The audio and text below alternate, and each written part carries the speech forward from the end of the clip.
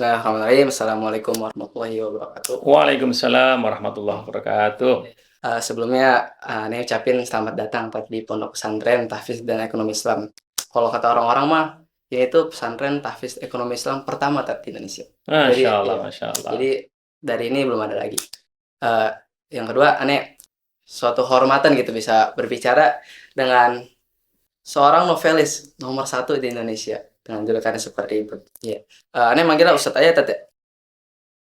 Aneh dari tim Multazam Jurnalis Club ya, ingin mewawancarai beberapa pertanyaan kepada Ustadz. Mungkin ini pertanyaannya udah mewakili seluruh santri. Bisa langsung mulai ke pertama tete. Boleh. Apa yang menginspirasi Ustadz untuk membuat suatu novel yang dengan genre yang luas, tapi dengan tema yang Islami gitu? Pertama, mungkin yang menginspirasi menulis dulu ya, Iya. secara umum ya. Seru. Tentu yang menulis pertama kali dan itu menjadi bagian yang sangat vital, penting menjadi inspirasi saya dalam menulis adalah tentu penghayatan pada wahyu yang pertama kali diturunkan oleh Allah kepada baginda Rasulullah. Iqra bismi rabbikal ladzi khalaq, khalaqal insana min 'alaq. Iqra wa rabbukal akram alladzi 'allama bil qalam. 'Allamal insana ma lam ya'lam. Alladzi 'allama bil qalam ini apa itu perlu digarisbawahi. Allah yang mengajar dengan perantaraan qalam. Mengajar siapa? 'Allamal insana, mengajar manusia. Mengajar apa? Malam ya'lam, apa yang tidak diketahui oleh manusia. Lah kolam ini artinya apa? Kalau secara melihat kamus maksudnya kolam ya. Tapi yang dimaksud kolam di sini kata para ahli tafsir, ai al-qira'atu wal kitabah. Membaca dan menulis. Alladzi 'allama bil qalam, ai alladzi 'allama bil qira'ati wal kitabati. Allah mengajar dengan perantaraan membaca dan menulis. Jadi kolam itu maknanya bukan cuma pena itu, tapi membaca dan menulis. Itu dengan membaca dan menulis itulah Allah mengajar manusia apa yang tidak diketahui oleh manusia. Maka tidak ada wasilah untuk transfer ilmu pengetahuan sepanjang sejarah yang paling efektif melebihi membaca dan menulis, nggak ada. Apapun bentuknya, mungkin bentuknya memakai Zoom atau apapun, selalu mungkin ada slide dan sebagainya, ada buku dan semuanya itu adalah membaca dan menulis. Mau dibentuk PDF dan sebagainya, itu yang paling efektif adalah membaca dan menulis. Itu menjadi inspirasi saya. Berarti ya kalau mau mengamalkan Islam dengan sungguh-sungguh, diantaranya ya mengamalkan bagian ini juga. Yang berikutnya adalah yang inspirasi adalah sejarah para ulama-ulama kita. Sejarah ulama. Para ulama itu yang sungguh-sungguh, yang benar-benar itu pasti mereka juga penulis ulum. Ulama-ulama yang luar biasa itu mereka juga penulis ulum. Seperti Imam Ghazali dan Ihya Ulumuddin sekian jilid, Ibnu Katsir, Imam Suyuti, Tafsir Jalalain, macam-macam sekian jilid itu di perpustakaannya Pak Yai itu kamu dilihat tuh berjilid-jilid itu. So itu ulama-ulama yang enggak hanya kasih karya-karya kecil, enggak, saya kasih bukan yang serius. Nah, itu. Yang berikutnya menulis tapi pakai wasilahnya novel. Yang inspirasi apa? Yang menginspirasi ya kita berdakwah kan sesuai dengan zamannya. Oh iya, betul sekali. Kan dulu zaman Wali Songo kan pakai wayang. Ya wayang ada ceritanya juga kan. Di zaman itu memang wayang kan. Ketika anak-anak itu juga suka dengan novel, ya kan? Ya berdakwah dengan kisah itu juga sunnah yang ada dalam Al-Qur'an. Di Al-Quran itu kan juga sebagian isi Al-Quran adalah kisah. Iya, betul sekali. Berdakwah dengan kisah. Hanya sekarang ini kita kemudian secara spirit meniru Al-Quran, mengamalkan Al-Quran, berdakwah dengan kisah. Kisah yang saya sampaikan kisah yang mengajak bertakwa kepada Allah kan begitu kan. Cuma ini dikemas menjadi karena era sekarang udah betul dengan satu formula dan sebagainya yang namanya novel, ya kita pakai novel. Begitu Mas Royan ya? Iya, Mas Royan. Jadi seperti itu yang menginspirasi itu firman pertama Iqra yang artinya yang kalau misalkan secara bahasa emang diartinya pena. Iya, dalam bil qalam pena, tapi sebenarnya adalah membaca dan menulis. Itu ya mengikuti perkembangan zaman aja. Kita berdakwah lewat bentuk cerita, bentuk novel. Ya mungkin nanti kalau di zaman kapan itu bentuknya bukan novel, ya kan tantangan zaman berikutnya ya harus tahu itu. Nah, tapi kan esensinya yang disampaikan tetap sama kan? Iya, sama. Jadi nabi-nabi sejak jauh kan disampaikan sama la ilaha illallah. Itu esensinya.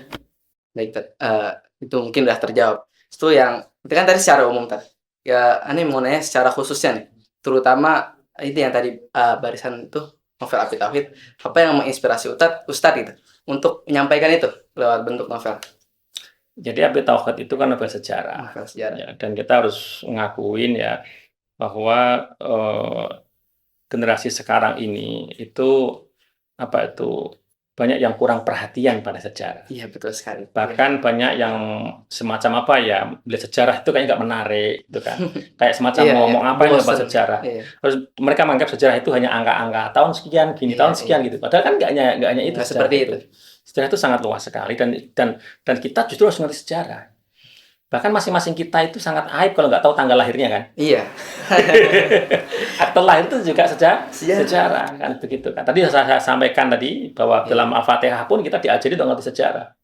Ya kan, untuk mengetahui siapa yang diberi nikmat oleh Allah. Yang telah diberi nikmat itu siapa? Segolongan-golongan itu alladzina an'amta alaihim ghairil maghdubi alaihim, bukan orang yang dimurkai oleh Allah dan bukan orang yang sesat. Yang dimurkai itu siapa? Dalam sejarah terdahulu itu siapa? Yang tersatu siapa sejarah terdahulu itu? Supaya kita ngerti, oh yang itu nggak saya tiru, oh yang ini yang saya ikutin. Iya, Kan begitu. Nah, sama dengan Api Tauhid itu saya hadirkan sejarah seorang ulama. seorang ulama. Juga Iya. sejarah yang lain juga ya, Iya. bagaimana apa itu sejarah Islam, kemudian keterpurukan umat Islam dengan runtuhnya khilafah Iya. Islamiyah, kan begitu kan. Orang supaya paham, oh tanda-tanda semacam ini menjadi penyebab runtuhnya peradaban Islam, runtuhnya semuanya.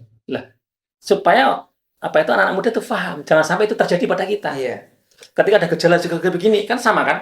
Gejala-gejala begini orang mau flu, gejala mau begini kan. Begitu ada gejala kan kita tahu, oh harus begini ini. Iya, harus Sama, kalau itu terjadi di tempat kita, gejala-gejala begini nih, ini udah mulai nih. Udah pertanda. Pertanda ini. Berarti harus siap-siap, jangan sampai terjadi. Itu maksudnya. Meminimalisir kemungkinan Iya, tuh. Sedia payung sebelum hujan. hujan. Tahu mendung, bla bla bla. Ini mau hujan kayak ini, siap-siap lah. Iya. Payungnya supaya nanti kalau hujan Hujan, kita nggak iya. masalah kan begitu. Kira-kira begitu. Itu Mas, kenapa perlu al-wa'yu at-tarihi, kesadaran sejarah. Antaranya saya buat novel namanya Api Tauhid. Berarti mengupas sejarah dengan bentuk suatu buku novel cerita gitu agar mudah dipahami oleh orang yang membaca. Baik, itu mungkin udah pertanyaan berikutnya. Bagaimana proses gitu, menggali karakter yang begitu mendalam dan reality gitu. Ya, mungkin dari novel-novel Ustadz gitu. Itu bagaimana? Jadi pertama kita harus menghayati dulu cerita kita. Jadi kan kita punya cerita. Iya. Yang disebut punya cerita itu berarti sudah tahu dalam benak kita permulaannya begini, konfliknya begini, akan selesai seperti ini. Udah terbayang begitu kan. Oh, Baru kemudian kita hayati. Tokoh-tokohnya mau seperti apa? Tokohnya ini misalnya nih, namanya Fahmi. Iya. Nah, Fahmi ini orang dari mana? Itu harus detail itu. kita Itu kan nanti terkait sama karakter kan. Termasuk nanti mungkin gaya bicara dan sebagainya. Ketika Fahmi ini dia seorang santri, mungkin beda dengan Fahmi yang mungkin misalnya mohon maaf kok dia itu geng motor misalnya. Iya. Cara ngomongnya aja beda kan. Iya, pasti. Mungkin jalannya aja beda kan. Iya. Nah, ketika itu kan untuk menggambarkan itu kan harus ada apa itu pengetahuan yang detail. Nggak bisa kan bikin Fahmi yang santri tapi cara jalannya Fahmi yang bukan santri. Iya, yang lain sebagainya. Yang lain kan Iya. begitu kan. Nah, itu makanya perlu penghayatan, harus didetailkan. Apa itu? Ini Fahmi yang umurnya kira-kira berapa? Fahmi ketika dia masih remaja kan beda dengan Fahmi ketika umur 60 tahun. Iya. Ya enggak? Cara berpikir juga berbeda. Nah, itu harus detail. Disitulah perlu pendetilan supaya kita punya karakter dalam novel kita itu dalam dan matang. Udah ngerti ya? Oh iya, Pak. Oke. Jadi perlunya penghayatan. Penghayatan, pendetilan, gitu. Sebelum terakhir nih, Rat. Ustadz, lagi ada proyek gak buat novel? Ya, saya sedang menyiapkan ya, insya Allah mohon doanya. Saya betul menyiapkan satu novel apa itu tentang Palestina, insya Allah. Tentang Palestina. Ya. Tahun Ini saya bocorkan di sini loh ya. tahun depan tata berarti. Semoga ya ini udah mau akhir tahun Iya, kan. tahun ini. Ya tahun depan berarti kan soalnya udah mau akhir tahun. Desember atau Januari tahun beda tahun ya. Iya. Ya, insya Allah. Terakhir, pesan Ustadz buat para santri di Indonesia, terutama di Multazam ini. Ya, pesan saya untuk para santri di Indonesia, para santri khususnya di Multazam, yang pertama ya, benar-benar dijaga niatnya. Niat yang ikhlas belajar karena Allah Subhanahu wa ta'ala. Innamal a'malu binniyat, ya kan. Jadi penting sekali niat ini supaya apa? Kalau niatnya benar, santri itu selama di pesantren itu didoakan oleh malaikat, doakan oleh ikan-ikan di lautan, semuanya mendoakan. Dan kemudian supaya barokah. Yang kedua istiqomah, jaga istiqomah, ya istiqomah. Sempatkanlah waktu untuk membaca. Ya, mulai dari yang mungkin ya dari yang kecil-kecil dulu, dan dari mungkin secara kuantitas nggak harus yang langsung banyak ya. Kalau mungkin bisa sehari 2 halaman dulu nggak apa, tapi continue Istiqomah. istiqomah sampai nanti punya habit, sampai kebiasaan untuk apa itu membaca ya. Terus nanti ditingkatkan kualitasnya, menganalisis dan seterusnya, sehingga para santri nanti kuat literasinya, dan itu dipentingkan ya, sangat penting sekali untuk kemajuan peradaban Islam, kemajuan peradaban Indonesia. Yang berikutnya ya, para santri jangan lupa untuk doakan orang tua ya, doakan guru-guru semuanya biar barokah, takzim kepada kiai, kepada guru. Dan kalaupun guru suatu ketika sedikit marah, itu bukan berarti nggak sayang. Itu justru guru karena sayang kalau lihat santrinya nggak benar, itu pasti guru marah. Itu tujuannya supaya menjadi santri yang benar, ya kan? Terus ya, jangan lupa bagi waktu dengan baik, ya. Bagi waktu dengan baik dengan itu aja pesan saya. Terima kasih Pak atas kesempatannya. Suatu kehormatan yang begitu besar bagi saya dan pondok ini atas kehadiran yang ke sini.